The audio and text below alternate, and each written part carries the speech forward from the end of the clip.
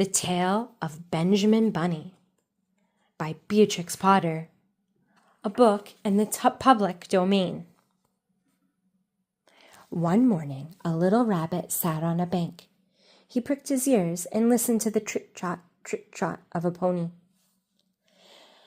A gig was coming along the road. It was driven by Mr. McGregor, and beside him sat Mrs. McGregor in her best bonnet.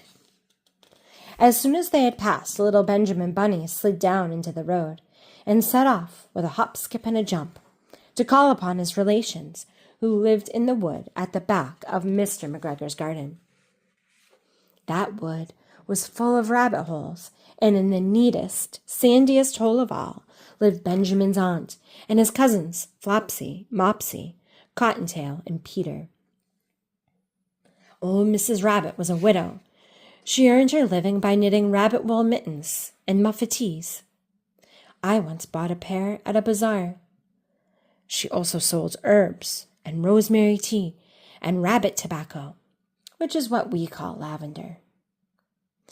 Little Benjamin did not very much want to see his aunt. He came round the back of the fir tree and nearly tumbled upon the top of his cousin Peter. Peter was sitting by himself. He looked poorly and was dressed in a red cotton pocket handkerchief. "Peter," said little Benjamin in a whisper, "who has got your clothes?"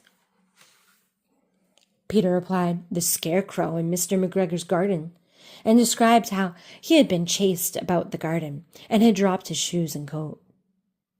Little Benjamin sat down beside his cousin and assured him that Mr. McGregor had gone out in a gig, and Mrs. McGregor also, and certainly for the day, because she was wearing her best bonnet. Peter said he hoped that it would rain. At this point, old Mrs. Rabbit's voice was heard inside the rabbit hole, calling, "Cottontail, Cottontail, fetch some more chamomile." Peter said he thought he might feel better if he went for a walk. They went away hand in hand and got upon the flat top of the wall at the bottom of the wood. From here they looked down into Mr. McGregor's garden. Peter's coat and shoes were plainly to be seen upon the scarecrow, topped with an old tam-o'-shanter of Mr. McGregor's. Little Benjamin said, "It spoils people's clothes to squeeze under a gate. The proper way to get in is to climb down a pear tree." Peter fell down head first, but it was of no consequence, as the bed below was newly raked and quite soft.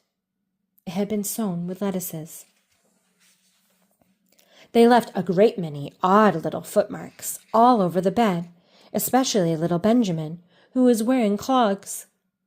Little Benjamin said that the first thing to be done was to get back Peter's clothes, in order that they might be able to use the pocket handkerchief. They took him off the scarecrow. There had been rain during the night. There was water in the shoes, and the coat was somewhat shrunk. Benjamin tried on the tam-o'-shanter, but it was too big for him. Then he suggested that they should fill the pocket handkerchief with onions, as a little present for his aunt. Peter did not seem to be enjoying himself. He kept hearing noises. Benjamin, on the contrary, was perfectly at home and ate a lettuce leaf. He said that he was in the habit of coming to the garden with his father to get lettuces for their Sunday dinner. The name of little Benjamin's papa was old Mr. Benjamin Bunny. The lettuces certainly were very fine. Peter did not eat anything. He said he should like to go home. Presently, he dropped half the onions. Little Benjamin said that it was not possible to get back up the pear tree with a load of vegetables. He led the way boldly towards the other end of the garden.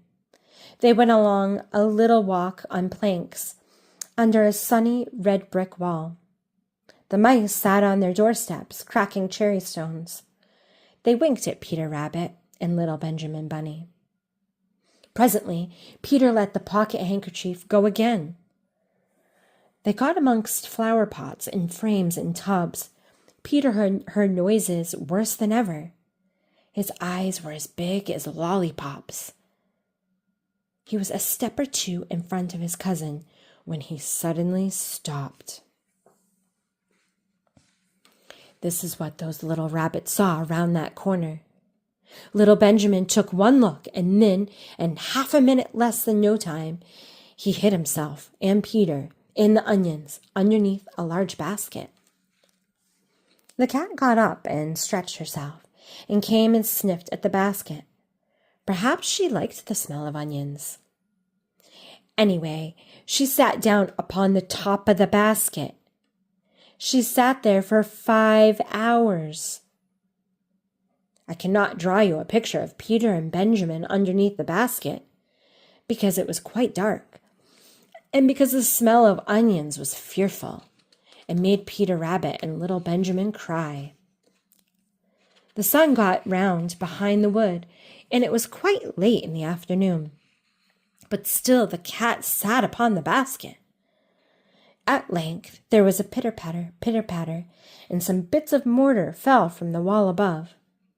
The cat looked up and saw old Mr. Benjamin Bunny prancing along the top of the wall of the upper terrace. He was smoking a pipe of rabbit tobacco and had a little switch in his hand. He was looking for his son. Old Mr. Bunny had no opinion whatever of cats. He took a tremendous jump off the top of the wall onto the top of the cat and cuffed it off the basket and kicked it into the greenhouse, scratching off a handful of fur. The cat was too much surprised to scratch back. When old Mr. Bunny had driven the cat into the greenhouse, he locked the door. Then he came back to the basket and took out his son, Benjamin, by the ears and whipped him with the little switch. Then he took out his nephew Peter. Then he took out the handkerchief of onions and marched out of the garden. When Mr. McGregor returned about half an hour later, he observed several things which perplexed him. It looked as though some person had been walking all over the garden in a pair of clogs. Only the footmarks were too ridiculously little.